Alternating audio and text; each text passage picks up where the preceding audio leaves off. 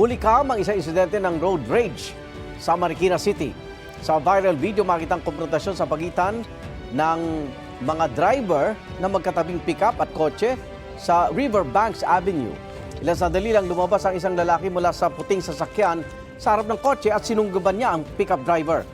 Sunod na lumabas ang isang babae mula sa pickup at nakisali rin sa away. Natigil lang ang gulo ng pumagitnang isa pang pasahero ng pickup. Batay sa investigasyon, magkakamag-anak pala ang sakay ng kotse at puting sasakyan sa harap nito. Nakaaway nila mga sakay ng pickup dahil sa gitgitan sa parking. Ay sa pulisya, nagkaareglo na ang mga sangkot. May nauna pang sakyan sa kanila na nakapasok na. Ngayon, sumusunod po itong pickup natin, yung nasa left side.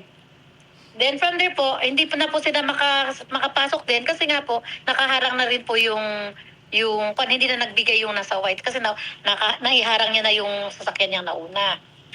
Then hanggang nagkatapat po yung Vios at saka yung pick-up. Igan, mauna ka sa mga balita, mag-subscribe na sa GMA Integrated News sa YouTube para sa iba't ibang ulat sa ating bansa.